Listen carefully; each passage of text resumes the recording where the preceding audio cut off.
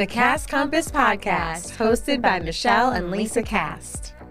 Welcome to the Cast Compass Podcast. I'm Michelle. And I'm Lisa.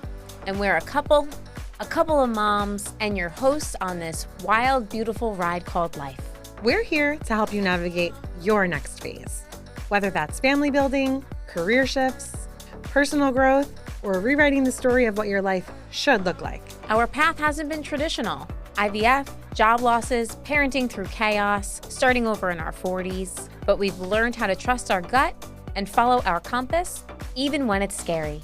Each week we'll bring real talk, a little astrology, a lot of heart, and stories that make you feel seen. So if you're craving connection, clarity, and maybe a cocktail along the way, welcome home. Welcome to the Cast Compass Podcast. We're Michelle and Lisa, partners in life, moms to our 3-year-old son, Leo. And guides for anyone navigating their next big chapter. I'm Michelle. And I'm Lisa. And this is episode 9. Back in the ring, preparing for IVF again. We are back in the IVF trenches, only this time we're doing it with a lot more clarity and somehow even more feelings. Oh, yes. All the feelings. Today, we're breaking down exactly where we're at and why this round feels different. But before we dive into all things IVF, we wanted to take a second to look back at everything we've built together so far in season 1 of the Cast Compass podcast. Yes. When we launched the Cast Compass, we honestly weren't sure if anyone would listen.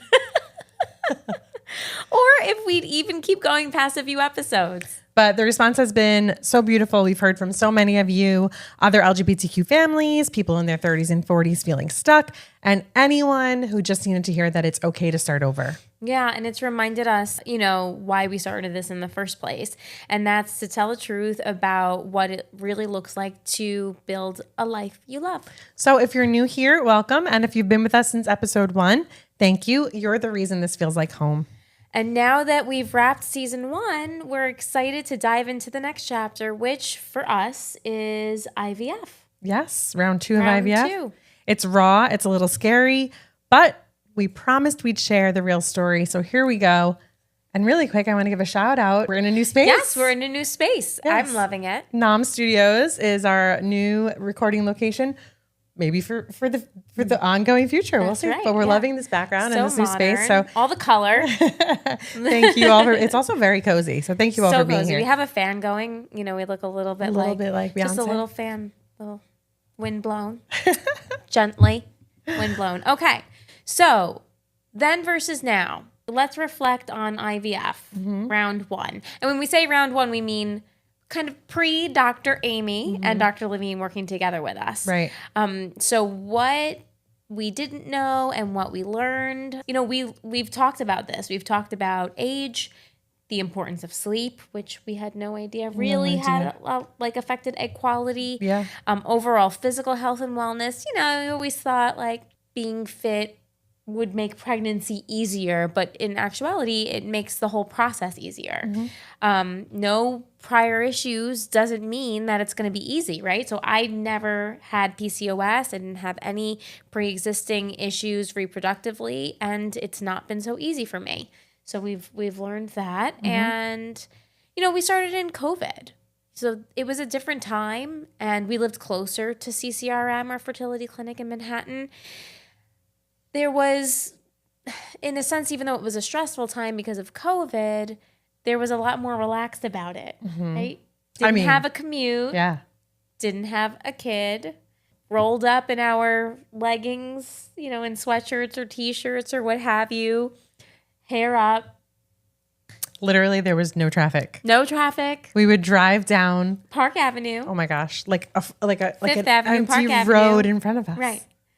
Until everyone started moving out of Manhattan. And then we True. were dodging moving trucks. But anyhow, the hardships. I was thinking about this earlier today too. Just we didn't really know anything. No, we knew nothing. We knew we trusted Dr. Levine. Yeah.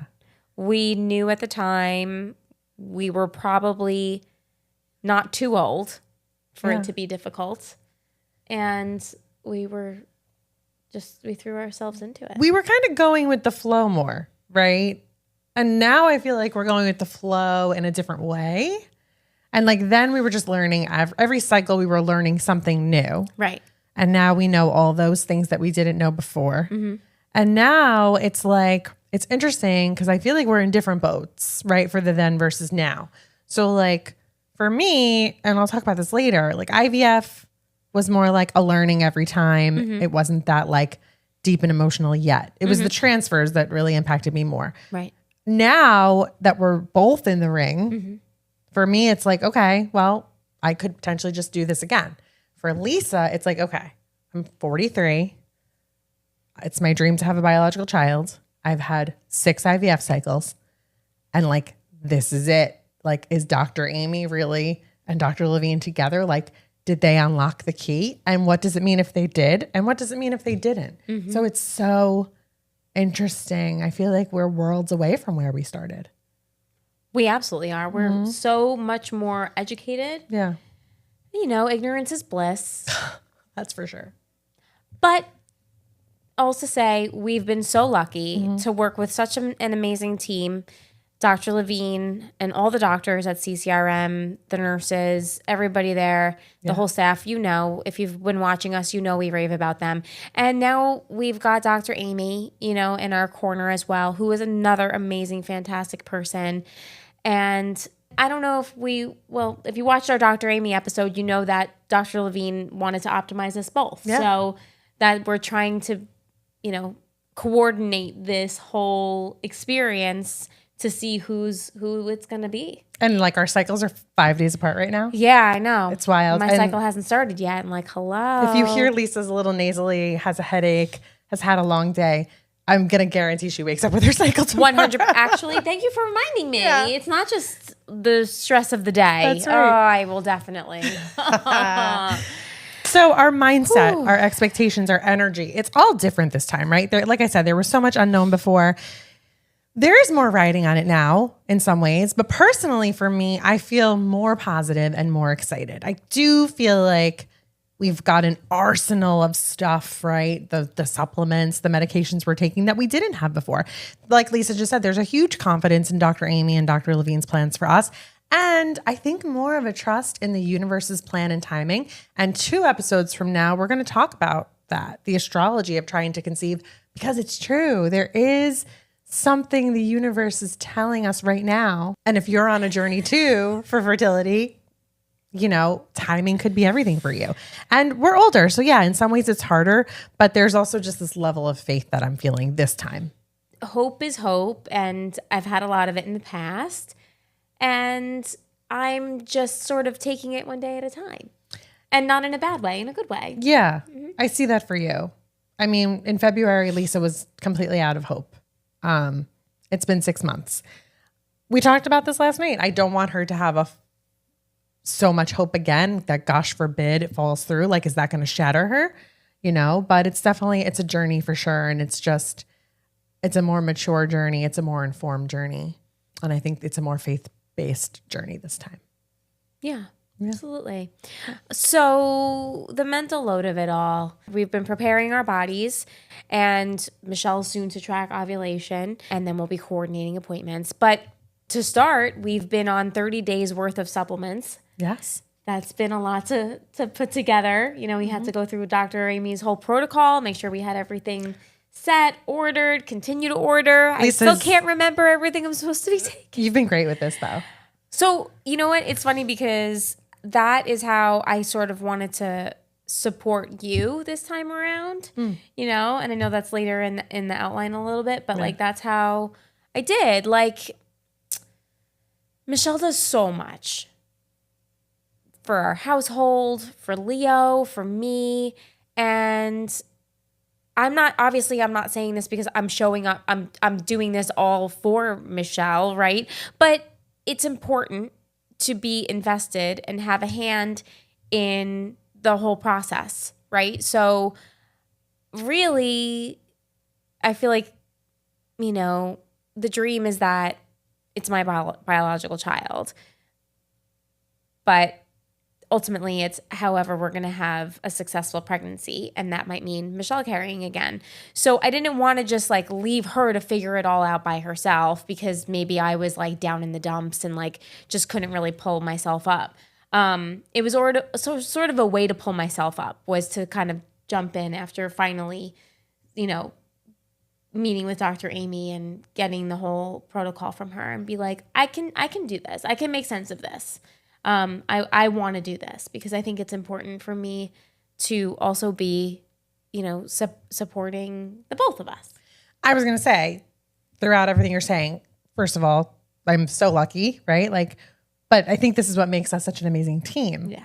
Like, and I think what makes this time different is like, we are doing it together. Yeah. You know how many times people in the past would be like, are you guys going to be pregnant at the same time? Right. And be like, no, that's masochistic. But we are optimizing at the same time. Mm-hmm. Our cycles are only a few days apart, and we're going to be on this journey to see how it plays out. Like flexibility, adaptability, like I can speak well today. It's also important. And so thank you. Like that's wonderful. But you've always supported me in this journey. And I hope that I've done the same for you by trying to be like, okay, like what do we have to get done? Who do we have to talk to? Let's set up the calls, right? Yeah. So no, I mean, I think that's also, for me, feelings are always intellectual. So being able to put your mind, in a place where you feel useful, I can understand why it might help make it easier too. This kind of does segue to like, how does it impact our relationship, our daily life, our mental health, right? Like right now it's just supplements. We haven't started meds or anything like that yet. So the impact is there. I think we definitely need to scale back a little bit on like our stress level, our social calendar. There definitely needs to be more focus on relaxation, watching maybe television? Watching TV. Oh my gosh, what would that look like for us? The last time we turned on the television. Yeah. And just like binge watch something. I can't remember the last time either. So I do think, there's going to be a shift there for us. And the question we had here is like, how does it impact your relationship? For us, I feel like it always brings us together. Yeah. And we're so lucky for that. It's been really cool to do this at the same time. I'm very, very interested to see what the results will be. Yeah, absolutely. I mean, we don't know how it's going to play out yet, but like being in it together and like just being able to let it unfold naturally also is what makes this time different. Yeah. What are you doing differently to protect your energy? I'm trying not to overthink it. I mean, I know I did say to you the other night that I was having a moment of anxiety that maybe I didn't do it. I haven't been doing enough. But I think overall, in the grand scheme of it, over the last month or so, I've just not been thinking about it too much and taking the supplements as Dr. Amy instructed, and knowing that, and doing my red light blanket when I can. And I know I haven't been able to exercise at the same time. Like, life is hard right now and I can only put my body through so much, and I have to forgive myself a little bit there. But I did lose the percentage of weight that Dr. Levine had hoped, and I could still lose a little bit more as well. And we'll see, but trying not to overthink it too much. You're doing great. I'm very proud of you. Oh gosh. And us. I hope so. Yeah, I think it's all going to work out. I have a lot of faith in that one medication we're taking. We're not going to give away Dr. Amy's secrets, but it's supposed to be some kind of miracle. Yeah. So we'll see. So, the decision to share about all this in real time. So we've been sharing about this journey publicly since the beginning of time. Yeah. We've been sharing about everything publicly since 2013. Yeah. But for us, it's like, there's a lot to it. I left corporate. Right now we're throwing ourselves into the podcast, the social media. At the same time, we're still building our family. So why not share about real life? It's so relatable. We've always had such amazing support around us, not just from our doctors and our nurses and the clinic that we've been at, but from our friends and family. We are so lucky. Yes. And, later on in our season, we're going to be talking to a mom who started an IVF support group. And some of those women don't have the support that we have. And correct. We're so lucky to have the support we have. So documenting it publicly, it brings people together. It brings us that support, Yep. right? We've got other LGBTQ couples. We've got single mothers by choice. We've got heterosexual couples who struggle with IVF and infertility. And it's like, we're all in the same boat. And why not share about it publicly? There's so much unknown. It's not spoken about enough. And we need to kind of demystify IVF and fertility and what it's all about and why it's not weird and why, of course, our kind of the couple that looks like us needs it and why your neighbors next door might need it. Right. Like, it's not a bad or weird thing. It's a way to start a family. You hit the nail on the head. Thank you. Sometimes that happens. And to let people in on the messy middle of it all, it's not easy, but we find more and more and more, the more we talk about it, the more we get it out there, the more people are like, I needed that. Thank you so much. You have no idea what it means to hear your story, because not everybody has the ability to be on a platform and share their story, or maybe that's just not their thing, but it's important for everybody to be there for one another one way or another. Yeah. We do hope, like Lisa said, what she's really trying to say, that it helps others feel less alone. You know, you're not in a silo going through infertility, IVF, starting your family as a same-sex couple. You know, there are other people out here who are going through it, and whether it's something you share publicly or whether it's you join a support group like that we're going to talk with later this season, you know, there's something for everyone. So we talked a little bit about this already, right? The specific ways that we're supporting each other. So Lisa took us through an incredible explanation. I feel very lucky. Like, thank you. It's hard for me to be like, somebody loves me so much, but it's, you know, we're documenting this in real time. So thank you. For me, how am I showing up and supporting Lisa this time? Really, for me, it's holding space for how different our journeys are. And, you know, we were talking last night and I was just like, are you going to be okay? Like, recording this podcast episode, are you going to be okay seeing how this all unfolds? Are you going to be okay if we can't get a biological child from you? Or if we can, amazing. Are you going to be okay if you can't carry? You know, there's so many unknowns and so many pathways that we can take here. And for me, it's just kind of holding that space for the fact that she might not be okay. You know, because for me, messy feelings can be a little uncomfortable. So accepting that, you know, I am very lucky that I was able to carry Leo, even though it wasn't as perfectly planned, right? No, it wasn't easy. There's nothing easy about that. Absolutely. You know, my journey was tough too. In a lot of ways, I had a miscarriage as well. We don't dismiss any of that whatsoever, but you know, our boats are just very different right now. Whereas I'm feeling hope and excitement, like that I trust my body that can do this again. You know, Lisa's feeling like, can my body do this again? So I really want to hold that space for her, encourage her to take time to rest more, like I just said, meditate more, which I know is important for her, keep her stress and anxiety in check, which we just talked about, right? And just really being supportive and adaptable and understanding her emotional variations and her triggers and her needs through all this, and having that patience. Patience is not always my virtue. I know that I'm a patient partner, but when it comes to emotions, like, I'm always like, why? Why are we emotional? Why are we crying? With this, though, it's like we have to feel these feelings and allow these feelings. So I think that's the way that I'm consciously, you know, showing up for you. Yeah, you really are. And I really, really appreciate all of that, because it's not easy. It's not easy to be on your side of it. You know, it's not easy to be on either side. No, I know, but I'm giving you, you know, I want you to know that I understand. Because I feel like I'm a very emotional person as it is. Michelle's all logic and I am all emotion. So on the regular, it can be sometimes a little bit of a roller coaster with me. A little spicy. But yeah. So, and I'm grateful that I have a partner like you and that we're going through it together. Definitely. Yeah. True confessions from the IVF trenches. So something funny to share, maybe relatable to those who've been through it. One of my cycles, I was preparing my trigger shot. I fully thought that it failed because I was withdrawing the liquid, and for whatever reason, the syringe just started to like shoot it back out like all over the table, and I lost like so much of my trigger shot. I was like, that's it. It was my second retrieval. Yeah. I was like, oh my God, that the whole cycle has failed.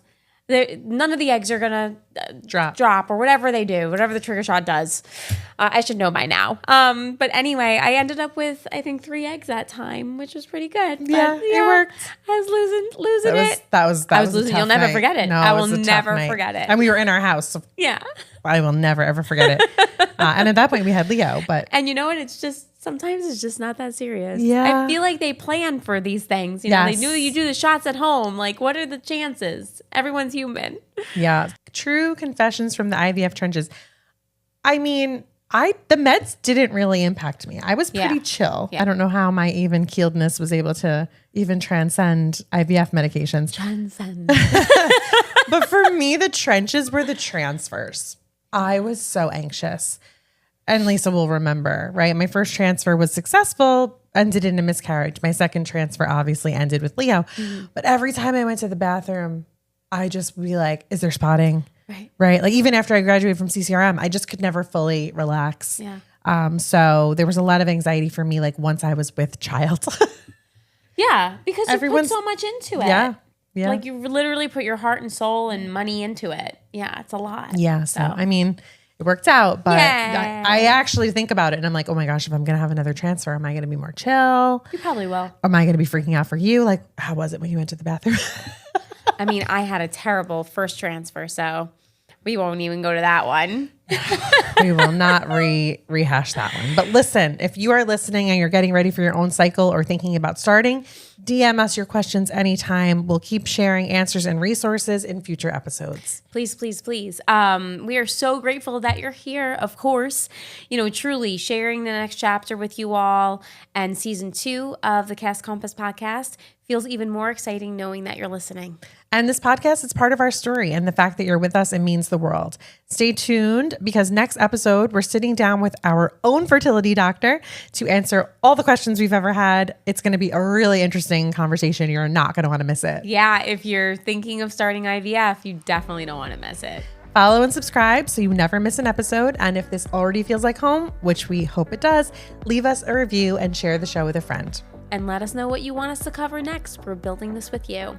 The Cast Compass Podcast. New episodes every week. Follow, rate, and share with someone who needs a little direction. Bye.